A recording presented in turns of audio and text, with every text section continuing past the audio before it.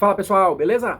Sejam muito bem-vindos ao canal de Resenhas dos Perdidos no Tempo. Hoje a gente vai avançar um pouquinho mais nas Chaves da Torre, RPG nacional da editora Caleidoscópio, que a gente está explorando aqui capítulo a capítulo, selecionando tudo que foi importante para vocês entenderem qual é a ideia geral do jogo, beleza?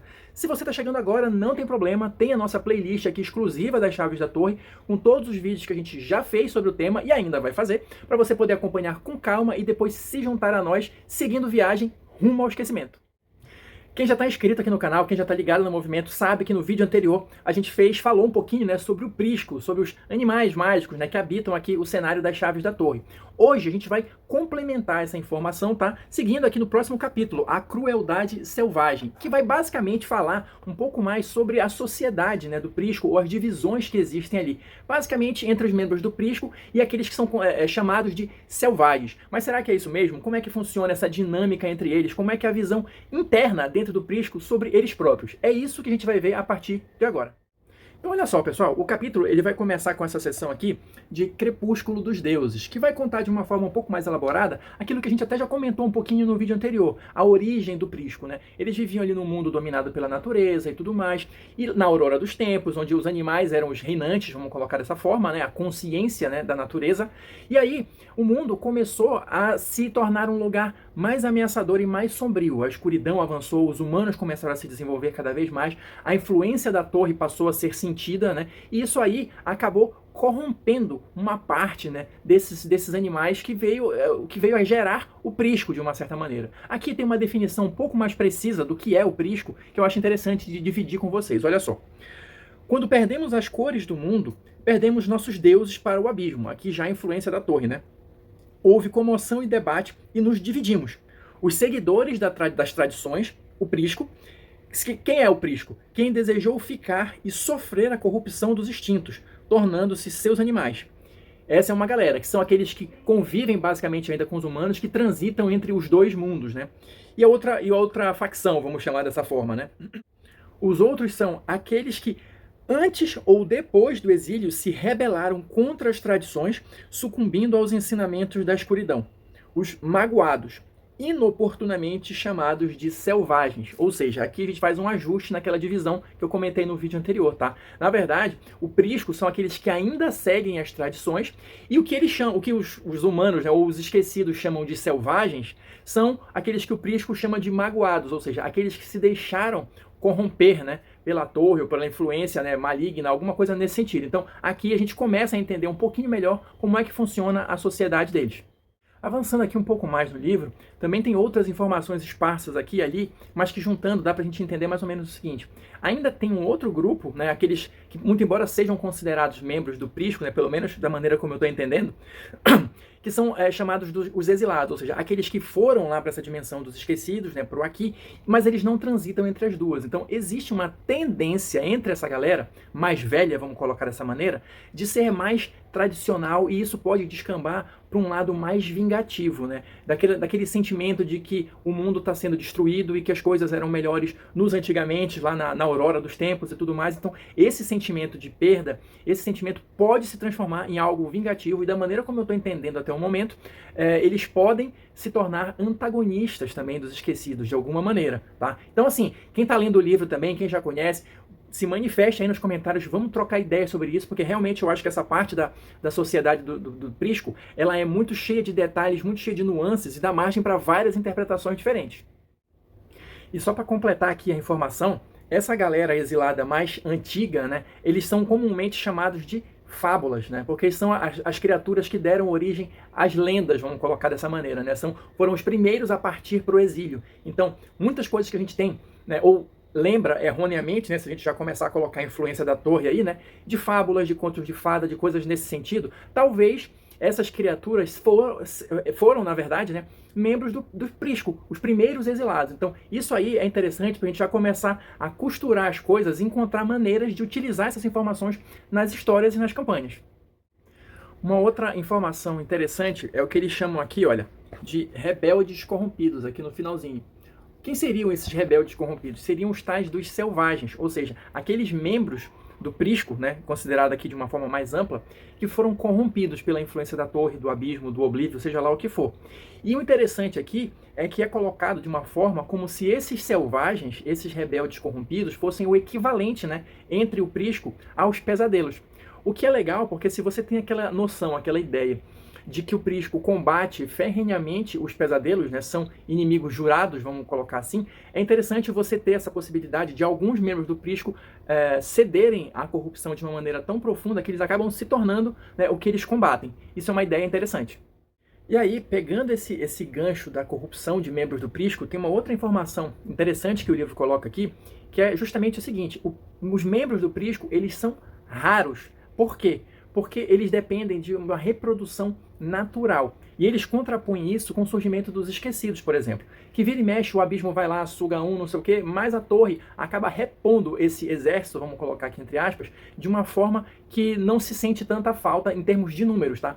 Com o prisco é diferente, porque quando um deles cede à corrupção, eles sentem mais a falta desse indivíduo porque eles dependem de meios de reprodução natural para surgirem. Agora, uma coisa que eu de fato fiquei na dúvida aqui é porque é o seguinte: eles colocam que os membros do prisco só se reproduzem de maneira natural, mas que isso não é feito, por exemplo, pelas criações de animais que os humanos fazem. Então, assim, eu tinha entendido até o momento que todos os animais, de uma forma ou outra, eram membros do prisco. Então, os animais que são criados em cativeiro para serem consumidos pelos humanos não seriam membros do prisco ou não conseguem despertar essa consciência. Isso aqui, de fato, eu fiquei na dúvida, mas tudo que é dúvida aqui nas chaves da torre, eu vejo como um ponto para você discutir e explorar junto com o grupo. O que, aliás, pensando um pouquinho agora, é uma ideia bem sombria e bem cruel, né? Você, de repente, ter uma certa consciência, saber do que você faz parte e saber que o seu destino é a morte. E a morte cada vez mais breve, né? Porque esses animais, eles são criados de uma forma completamente diferente para atingirem a maturação cada vez mais rápido e serem abatidos. Então, de fato, é um destino bem sombrio, uma coisa bem cruel, né? Enfim, você decide aí se usa ou não na sua história, na sua campanha. E aqui, para a gente fechar essa parte, tem um trechinho pequeno aqui que fala mais ou menos como é que funciona, como é que é organizado, aqui entre aspas, esse confronto entre as facções do prisco, né? Entre os membros do prisco e os chamados selvagens. Porque se esses selvagens são o equivalente do prisco ao pesadelo, eles automaticamente são inimigos também. Mas como é que funciona essa dinâmica? Deixa eu ler um trechinho aqui para vocês, denominado de Guerra Fria. Olha só. As duas facções da natureza não praticam hostilidade em campo aberto, mas convivem em uma guerra fria. Nobres demais para permitirem uma luta sem regras, há o conflito velado de manipulações e controle nas sombras. Isso só até alguém evocar uma disputa antiga. Ou seja, a gente tem aqui mais uma vez essa questão desse xadrez, vamos colocar assim, né? Tanto entre os membros do prisco e os pesadelos, que eu acho que a gente comentou no vídeo anterior, quanto entre os membros do prisco e os selvagens, ou seja, os antigos, né, membros do prisco que foram acometidos pela corrupção. É interessante porque isso dá muita margem para jogos de poder e intrigas dentro de intrigas e teorias da conspiração, etc e tal, que eu acho que é algo interessante e que se encaixa bem nesse cenário das chaves da torre. Agora, justamente pensando um pouco nisso, me veio uma dúvida aqui também. Se é possível para algum esquecido, né, conseguir diferenciar quem é membro do prisco e quem é selvagem. Porque olha só, você pode ter uma ideia geral de como é que eles funcionam. Ah, tem uns bichos falantes aí e tal, não sei o que eles sabem muita coisa, são conhecedores de magia. Vamos supor aí que isso seja algo de conhecimento geral dos esquecidos. Então você vai encontrar um deles, você vai, em tese, tratá-lo com uma certa reverência, é uma criatura sábia, pode te ensinar muita coisa, etc e tal. Mas se você encontrar com um selvagem e começar a ser manipulado por ele, achando que você está indo numa direção, quando na verdade você está indo em outra completamente oposta. Fica aí uma dica de gancho, né, para usar também. Uma das inúmeras interpretações possíveis existentes aqui no cenário das chaves da torre. E para a gente encerrar o capítulo, a nossa famosa perguntinha já aqui, prisco ou selvagem? Aqui a gente vai ter alguns exemplos, né? E aí você decide se eles são membros do prisco, se eles são selvagens, enfim. Mas é só para dar aquela ideia geral também de como você pode representar isso na sua história ou até usar um desses exemplos. Aqui tem uns bem interessantes, na verdade, para você utilizar na sua história. Então, vou selecionar só alguns aqui para ler para vocês. Olha só, primeiro deles. A criatura homem-fera, bode e gente tem fogo saindo das ventas e dos olhos. Ele pune crianças mal criadas e desobedientes. Quando uma criança chorar de repente, é porque cabra cabriola devorou mais uma vítima, e ela pode ser a próxima. Ou seja, aquela pegada mais bicho-papão, né? Também pegando um pouquinho da questão da lenda, né? Enfim, da fábula. Um dos exemplos. Um outro aqui que eu achei legal também. Uma lebre amarela com um longo chifre negro solitário, propelido de sua testa, não parece nada ameaçador, certo? Mesmo assim, todos os animais, sem exceção, fogem de pânico quando o almirage se aproxima. É melhor você correr também. Aqui, só um detalhe que eu acho legal de comentar também, uma curiosidade. Essa criatura é uma criatura de lenda, salvo engano aí de uma lenda do Oriente Médio ou algum país daquela região. Também existe uma criatura similar a ela no D&D, tá? Com esse mesmo nome, Almirage. E aliás, outra curiosidade aqui também. Vários dos monstros, né, dos chamados monstros do D&D, são oriundos de fábulas, de histórias fantásticas de outras culturas, né, com as quais a gente não está tão familiarizado assim. Então, vale a pena dar uma pesquisada, porque você vai encontrar muita coisa interessante. E só para a gente fechar aqui o último exemplo, que eu, como morador de Belém, né, da região amazônica, não poderia deixar de citar. Então, o último exemplo que tem aqui no livro é o seguinte. O folclore brasileiro tem várias lendas ofídicas. Boitatá, cobra norato, Maria Caninana, mas há apenas uma mãe das cobras, Boiúna, uma criatura viva aqui no mundo dos esquecidos. Vive no fundo dos rios e lagos e é tida como mãe de diversas espécies de animais, uma entidade da criação. Portanto, ela está acima do próprio homem na lei da cadeia alimentar. Na verdade, se comporta como uma divindade. Quando desperta, sacia a fome devorando pessoas que estão nas águas nas quais adormece, especialmente pescadores. Se o prisco é antigo, ela tem a idade das águas, com quem conversa e a quem comanda.